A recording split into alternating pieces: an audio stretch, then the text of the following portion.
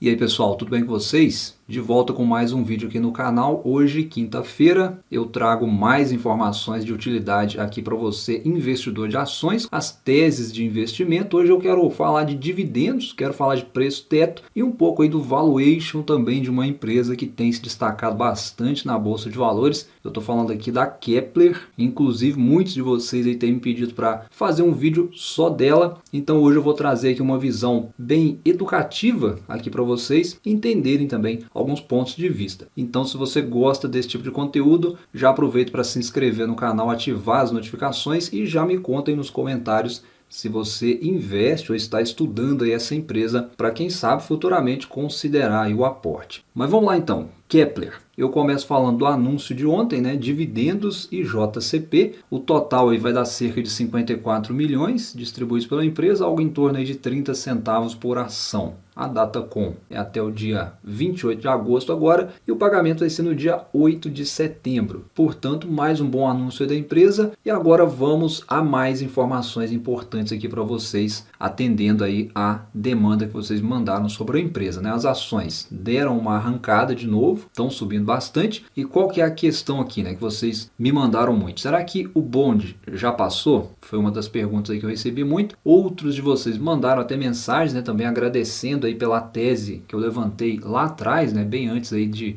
todo esse otimismo e perguntando muito também, né, sobre esse hype, se ele vai continuar ou não. Então, primeiramente, vamos ter calma, né? É bom a gente primeiro entender o que trouxe a empresa até aqui, para a gente poder fazer uma análise mais assertiva. Então nós temos aí, né, pontos principais em relação à tese. O primeiro deles, né, que fez a empresa chegar até aqui, é a liderança do Brasil na produção de alimentos, principalmente grãos. E aí a Kepler é líder na América Latina com 40% aí do market share no segmento de pós-colheita, né? Isso é dela, ninguém tira ainda. O segundo ponto, né, ainda em relação à liderança do Brasil em commodities agrícolas, isso naturalmente aumenta a demanda por sistemas de movimentação de grãos e hoje a capacidade instalada é de apenas 15%, ou seja, a gente tem um déficit gigante aí, né, de produtores que precisam implementar esse tipo de sistemas em suas fazendas, né? É uma demanda que já existe, independente aí do agro crescer ou não crescer, o mercado já existe, isso aí é fato. E o terceiro ponto importante é o histórico aqui de crescimento da empresa, né, que é um primeiro ponto que a gente tem que analisar. E na minha interpretação, quando a gente olha o histórico aí de crescimento da empresa em relação à questão do déficit de armazenagem versus produção do país, na minha visão, né, isso aponta aí para um case de continuidade do crescimento.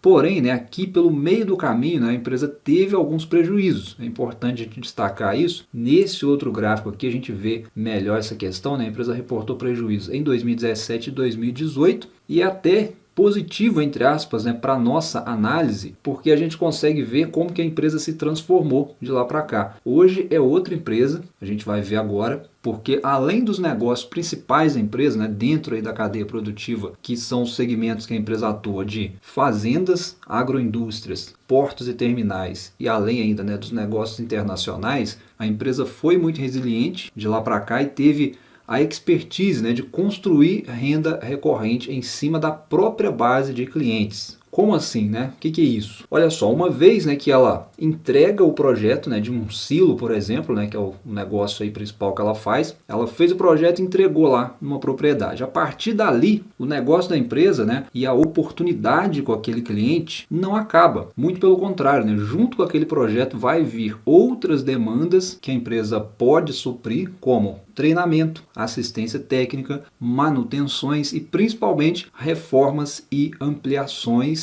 que certamente o cliente fará com a Kepler, pois foi ela que fez o projeto inicial. E isso que eu estou falando nem é uma possibilidade não, tá? Isso é um fato. Se a gente olhar aqui na parte das receitas por negócio da empresa, essa parte aqui de reposição de peças e serviços registrou receita líquida nesse último trimestre de mais de 60 milhões. E aí se você comparar com o consolidado, né, com todas as receitas aí da empresa do trimestre, é de 281 milhões. Ou seja, cerca de 21% aí mais ou menos da receita da empresa veio dessa parte de reposição e serviços. Então hoje é um negócio com renda recorrente E quanto mais projetos a empresa fizer e entregar, maior será essa renda recorrente no futuro. E a empresa segue investindo, além disso, né, em tecnologia para poder aumentar aí, não só a capacidade fabril, mas também a possibilidade de desenvolver novos produtos. Então esse primeiro contexto aqui, né, dessa tese de investimento, ela é interessante e veio, né, se confirmando até aqui. Porém, além disso, né, nós temos ainda dois gatilhos que eu já comentei em vídeos anteriores que podem destravar mais valor para a empresa e mais negócios, né?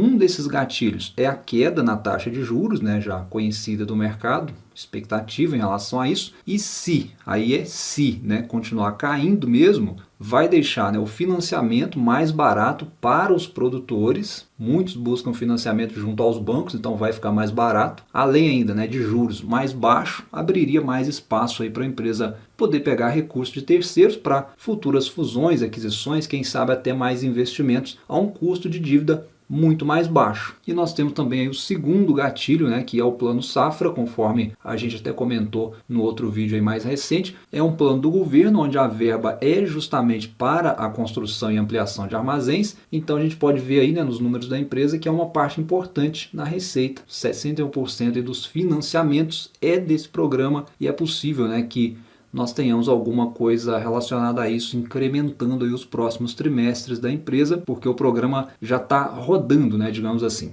Mas nós temos que lembrar uma coisa importante, como todo negócio tem os seus riscos. E qual que seria o risco aqui em Kepler? A gente nunca deve desconsiderar qualquer risco que seja, mas aqui nesse negócio eu acredito que o principal risco seria a oscilação de preços aí das commodities. E por que isso afeta a empresa, mesmo ela não sendo uma empresa produtora de grãos? Ela não produz commodity nenhuma, né, especificamente grãos. É simplesmente, né, porque ela depende de produtores desses grãos, dessas commodities, tá? Pensa comigo, commodities em baixa é menos lucro no bolso dos produtores, né, que são os clientes da Kepler. Logo, é menos demanda por projetos de armazenagem e pós-colheita, que é o negócio da empresa. E aí de nada adiantaria, né, juros baixos, programas de incentivo, se o produtor está com a margem de lucro ali pressionada. E isso que eu estou falando aqui não é um achismo, não é uma possibilidade não, tá? É algo sim real, acontece. Inclusive foi um dos responsáveis aí pela queda do resultado da empresa nesse trimestre. A própria empresa menciona isso aqui, ó, onde ela fala aí, né, que as commodities em queda, né, naturalmente faz com que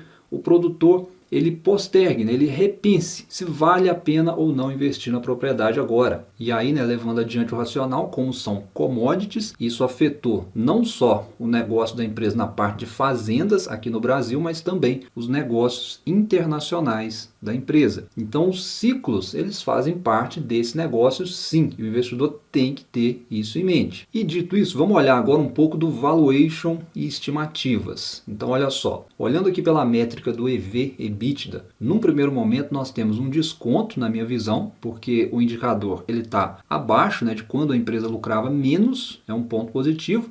A gente está olhando aí, né, comparando de 2020 para trás, os lucros eram menores do que hoje, mas vejam que o indicador está bem acima de 2022. Por quê? É porque 2022 a empresa reportou recorde de EBITDA, ou seja, quanto maior o EBITDA da empresa, mais descontada ela fica e esse indicador cai, configurando aí o desconto. E aí, se a gente olhar estimativas aqui no consenso de mercado na ferramenta do Status Invest estimam uma queda do EBITDA. Não é tão bom assim, né? E aí a ação acaba ficando um pouquinho mais cara, né? O indicador sobe. Mas ainda assim é um valuation muito mais atrativo do que o de 2020 para trás, onde a empresa ainda lucrava menos. Lembrando, né, que o EBITDA é o lucro operacional da empresa, tá? Que reflete a eficiência do negócio. Quanto menor o EV/EBITDA, mais lucrativa está a empresa, mais descontada ela estaria. Mas aí por que a empresa pode ter essa queda no lucro operacional que está sendo estimado aqui? Bom, é simplesmente pelo que eu falei, né, sobre as commodities. É um movimento até natural se acontecer, porque hoje a expectativa de crescimento econômico mundial ainda é de incerteza e isso afeta as commodities diretamente no preço. E em contrapartida, né, a gente tem o Brasil produzindo cada vez mais, batendo recordes aí de produção de grãos, então não tem segredo, né? Baixa demanda com alta produção é igual a queda no preço, simples assim.